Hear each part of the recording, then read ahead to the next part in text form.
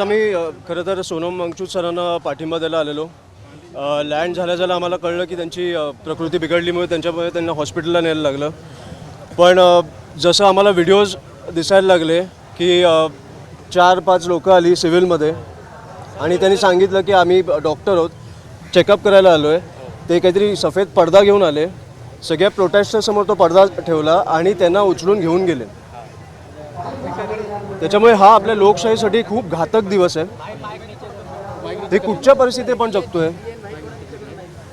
एक माणूस, एवढा मोठा माणूस, एक सायंटिस्ट, एज्युकेशनिस्ट, ज्यांनी विद्यार्थ्यांसाठी असेल, शेतकऱ्यांसाठी असेल, आपल्या सैन्यासाठी असेल, एवढे कामं करून ठेवली आहेत, त्यांना तुम्ही अशा प्रकारे एक तर 20 दिवस त्यांना उपोषणावर बसवलं.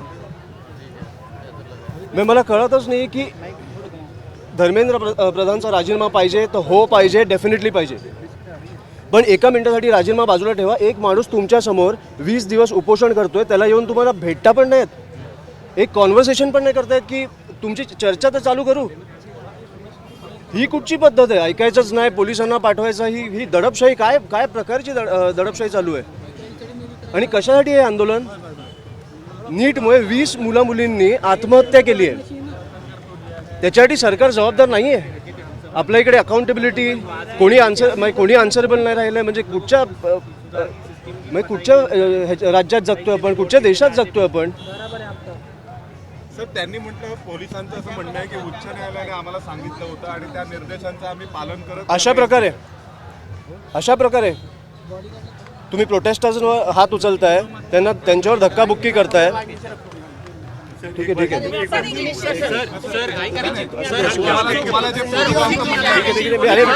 अरे छोड़ दो.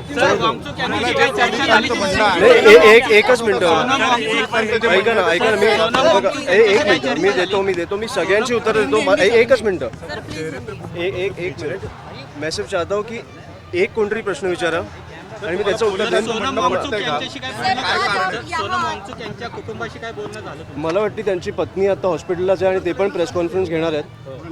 त्याच्यामुळे लोकशाहीत सगळ्यांना बोलायचा अधिकार आहे आणि तुम्हाला ऐकावंच लागणार, कारण ह्या लोकांनी तुम्हाला तिकडे बसवलं आहे. ज्यांनी तुम्हाला बसवलं आहे त्यांचंच तुम्ही ऐकणं बंद केलं आहे आता. त्याच्यामुळे खूप चुकीच्या दिशेने आपला देश चालला आहे. सर, या सगळ्यामध्ये पोलिसांचं जे म्हणणं आहे तुम्हाला पटतं का? एकच मिनिट, तुम्ही विचारलं. तुम्ही आता अभिजित सोबत बोलले, अभिजित सोबत नेमकं तुमचं काय बोलणं झालं? अभिजित काय म्हणाले तुम्हाला? मी त्यांना फक्त सकाळपासून काय झालेलं विचारून घेतलं. त्यांनी मला सांगितलं आणि मी वांगचूक सरांची काय प्रकृती आहे, कशी परिस्थिती काय आहे, तब्येत कशी आहे विचारलं फक्त. आमचं दोघांचंही म्हणणं हेच आहे की आता हे देशभर पेटलं पाहिजे. महाराष्ट्रात तुम्ही उद्याच्याला सायंकाळी दादरमध्ये आंदोलन करणार आहात. अभिजितने तुमचे आभार. राजसाहेबांनी खरं तर ट्विट करत त्या आंदोलनाला पाठिंबा दर्शवला होता आणि त्यानंतर आता उद्या महाराष्ट्रामध्ये तुम्ही ते मला आता मुंबईला जाऊन राजसाहेबांबरोबर चर्चा करून कळेल. त्याच्यामुळे मला माहीत नव्हतं. मला माहीत होतं आंदोलन आहे, पण काय साहेब जाणार आहेत का नाही कुठच्या दिशेने मी आता चर्चा केल्यावर मला कळेल.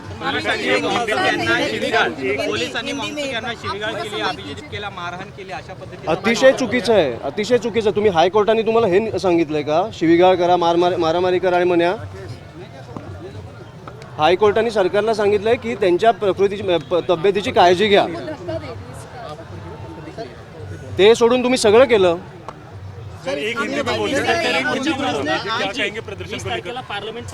अभी आता तुमचं होते आता सर मैं हिंदी इंग्लिश मिक्स.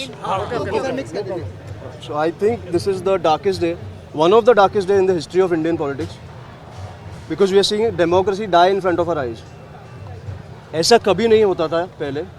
आज सुबह में जब लैंड हुआ तब मुझे पता चला कि सोनम वांगचुक सर, उनकी तबीयत कुछ ख़राब हो गई है, तो उनको हॉस्पिटल ले जा चुके हैं. पर जैसे जैसे मेरे सामने वीडियोस आते गए, मैंने देखा कि कुछ सिविल में 4-5 लोग आए. उन्होंने खुद को डॉक्टर्स बोला, जो एक्चुअली पुलिस थे. उन्होंने पर्दा लगाया प्रोटेस्टर्स के सामने and they picked him up end left with him. I think I saw some. I think his wife has also tweeted कि मुझसे उनके वाइफ को पूछे बगैर या जो डॉक्टर्स ट्रीटमेंट कर रहे थे उनको पूछे बगैर उनकी कोई भी ट्रीटमेंट चालू नहीं करनी चाहिए, क्योंकि उनके डॉक्टर्स को एक्चुअली पता है कि उनकी तबीयत कैसी है. सो मुझे लगता है कि और 20 दिन से इतना बड़ा साइंटिस्ट, इतना बड़ा एजुकेशनिस्ट आपके सामने खड़ा है and the government is not paying attention. So this is one of the darkest days in the history of Indian politics, I would say. Sir संसद में एक साथ ये बात आप लोग उठाएंगे कि किस तरीके से Sorry. संसद में इस क्षेत्र में मानसून सेशन शुरू होने जा रहा है तो और छात्र जो जंतर मंतर में 21 दिन से भूखे बैठे हुए हैं उनके साथ ऐसा बर्ताव किया जा रहा है दिल्ली पुलिस की तरफ से, तो क्या ये मुद्दा सबसे अहम मुद्दा नहीं, मुझे रहेगा? सिर्फ यही मुद्दा इम्पोर्टेंट लगता है कि हमारी डेमोक्रेसी हमारे आंखों के सामने मर रही है, सरकार सुन नहीं रही है, जिन लोगों ने उन्हें वहाँ बिठाया है उनकी बात ही नहीं सुन रहे हैं वो लोग, तो मुझे बहुत ही मतलब this is very frightening for our country. Police प्रशासन ये कह रहा है कि दिल्ली हाई कोर्ट के ऑर्डर के बाद हम लोगों को दिल्ली हाई कोर्ट की ऑर्डर आपको ये थी कि गालियाँ दो, मारपीट करो और फिर लेके जाओ, ये ऑर्डर थी। इसलिए मुझे लगता है कि 20 दिन में मुझे एक कोई अगर सरकार से इनके साथ आता और कॉन्वर्सेशन कर लेता तो भूख हड़ताल तोड़ते भी, वो हंगर स्ट्राइक तोड़ते भी। धर्मेंद्र प्रधान का राजीनामा रेजिग्नेशन चाहिए तो डेफिनेटली चाहिए, पर कॉन्वर्सेशन करने के लिए कोई तो आए केंद्र सरकार से। सर 20 तारीख को जो मार्च है उसमें क्या आप भी शामिल होंगे? 20 तारीख को वो मुझे मार्च अभी में- घर जाके मैं साहब से बात करूंगा। मुझे लगता है मैंने अभिजीत से भी यही बात की कि ये अभी देश में ऐसे प्रोटेस्ट चालू होने चाहिए, because as I said this is a country wide prostate. देश में लोगों की जाने गई है, देश में लोगों ने आत्महत्या की है, बच्चों ने, तो देश में ऐसे प्रोटेस्ट चालू होने चाहिए। Thank you.